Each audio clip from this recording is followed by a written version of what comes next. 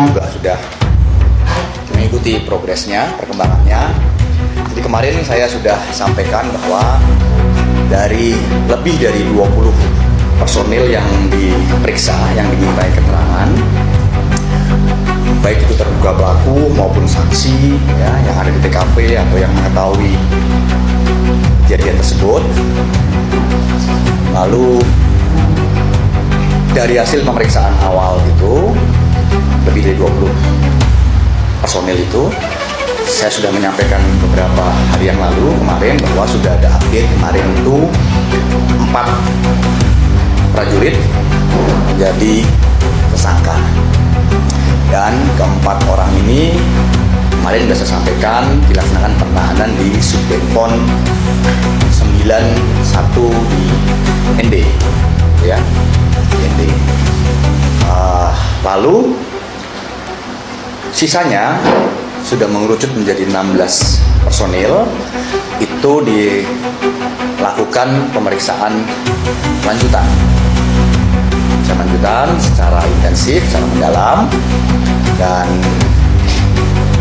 untuk yang 4 tadi, untuk yang 4 sudah ditetapkan sebagai tersangka tadi, pemeriksaannya dilanjutkan lagi sebagai tersangka tentunya, ditahan di Subdenpon 91 ND. Untuk yang sisanya, yang kemarin saya sampaikan 16 personil, itu dilaksanakan pemeriksaan lanjutan secara mendalam.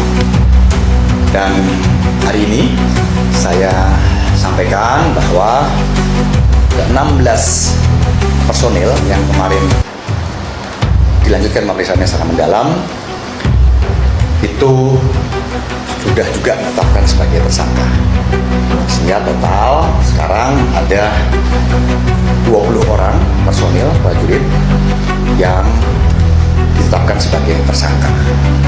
Untuk yang 4 orang ditetapkan sebagai tersangka awal itu sudah dipindahkan penahanannya di Denpom Kupang. Untuk yang 16 orang menyusul ini karena baru selesai pemeriksaan di Subdenpom 91 ND, posisi masih ada di ND. Nanti untuk lanjutannya saya akan berkomunikasi lagi dengan jajaran penyidik dari Polisi Militer Kodam 9 Udayana untuk melihat perkembangannya. Tentu kalau sudah ditetapkan sebagai tersangka, 16 orang prajurit ini juga akan dilaksanakan penahanan. Dan saya sampaikan di sini, selesai ini pemeriksaan akan dilanjutkan sama dengan yang 4 orang ditetapkan awal sebagai tersangka. Pemeriksaan semuanya akan dilanjutkan, pemeriksaan lanjutan sebagai tersangka setelah sebelumnya pemeriksaan dilaksanakan sebagai terduga, saksi atau yang ada di sekitar tempat kejadian perkara. Nanti dari situ akan bisa diketahui peran dari masing-masing personel ini, dari yang sudah ditetapkan sebagai tersangka ini nanti akan bisa diketahui perannya masing-masing apa, sehingga nanti bisa diterapkan pasal untuk orang per orang.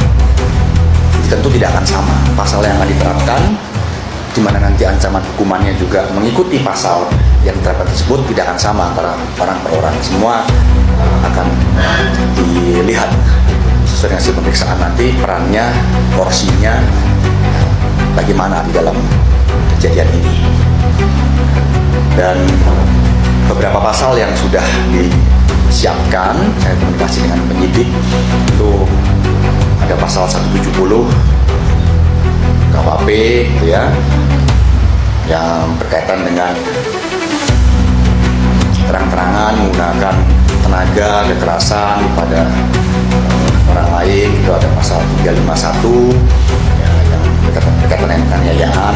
Ada juga pasal 354 ya, sengaja melukai orang lain ya, berakibat pada kematian. Ada pasal 131 yang seorang militer yang dalam dinas dengan sengaja memukul rekan atau bawahan, itu ada sanksinya. Lalu pada pasal 132 yaitu militer dalam hal ini senior atasan yang mengizinkan atau memberikan kesempatan kepada personil militer lainnya untuk melakukan tindak kekerasan kepada personil militer yang lain juga dikenakan sanksi. Itu 5 pasal yang disiapkan. Tentu nanti 5 pasal ini akan diterapkan kepada siapa bergantung kepada hasil pemeriksaan lanjutan sebagai tersangka untuk para personil tersebut. Dan mungkin rekan-rekan juga bertanya kenapa jumlah personil yang ditangkap sebagai tersangka cukup banyak, gitu ya, karena memang kejadian tidak berlaku pada satu hari. Kegiatan pembinaan ini itu dilakukan pada beberapa personil termasuk korban dan dilaksanakan dalam beberapa rentang waktu, sehingga kemarin juga kita perlu waktu, tim penyidik dan Polisi Militer Kodam Sunda Udayana perlu waktu untuk melaksanakan pemeriksaan itu karena memang kejadian ini, proses pembinaan ini itu dilaksanakan pada beberapa rentang waktu dan dilaksanakan pada beberapa personil oleh personil lainnya, sehingga harus betul-betul menyeluruh pemeriksaannya sehingga betul-betul bisa ambil langkah-langkah yang tepat ya, kepada orang yang tepat ya, sehingga pertanggungjawaban itu dapat ditegakkan, evaluasi, perbaikan juga dapat dilaksanakan untuk masa yang akan datang. Dan untuk itu selesai ini saya mohon waktu kepada rekan-rekan media sekalian dan juga kepada warga masyarakat bahwa pemeriksaan para tersangka ini tentu tidak mudah. Tidak mudah itu artinya kita perlu waktu sehingga betul-betul bisa mengetahui peran orang per orang, porsinya masing-masing sehingga keadilan bisa ditegakkan, tapi pertanggungjawaban juga bisa dilaksanakan. Sehingga nanti siapa, perannya apa, pasal yang diterapkan apa itu betul-betul tepat. Ya, sehingga nanti saya akan sampaikan dan rekan-rekan sekalian untuk perkembangannya. Karena setelah tahapannya kan setelah selesai nanti pemeriksaan para tersangka ini sudah bisa diketahui peran dan porsinya, diterapkan pasal untuk orang per orang, lalu dilaksanakan gelar perkara. Setelah dilaksanakan gelar perkara, itu akan ada pelimpahan kepada auditor militer untuk siap dilaksanakan persidangan di pengadilan militer. Itu tahapannya. Sehingga sekali lagi setelah ini berikan waktu kepada kami jajaran rekan-rekan khususnya dari Polisi Militer Kodam Sunda Udayana untuk melaksanakan pemeriksaan para tersangka ya, supaya semua bisa berjalan dengan baik ya. Nanti perkembangannya akan kita sampaikan. Siapa dikenakan pasal apa ya, ancamannya apa, lalu kita akan informasikan juga pada saat ada gelar perkara ya, termasuk nanti ada pelimpahan juga akan kita sampaikan kepada masyarakat yang akan terbuka, transparan.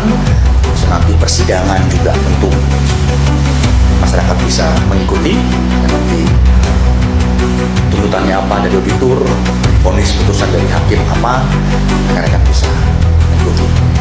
Dan sekali lagi ini merupakan komitmen dari TNI Angkatan Darat untuk menegakkan ketentuan, menegakkan aturan, di mana sudah saya sampaikan bahwa pimpinan TNI Angkatan Darat tidak pernah mentolerir setiap bentuk pembinaan yang di luar kaidah-kaidah yang bermanfaat untuk operasional prajurit, apalagi menyebabkan kerugian personil meninggal dunia.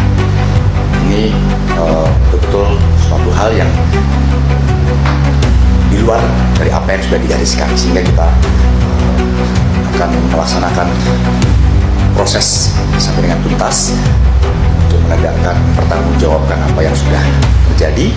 Ya, lalu ini juga bisa jadi bahan evaluasi buat seluruh satuan operasional Angkatan Darat agar setiap kegiatan-kegiatan pembinaan tradisi itu dilakukan dapat mendukung operasional berdasarkan pelaksanaan tugas. Demikian ya.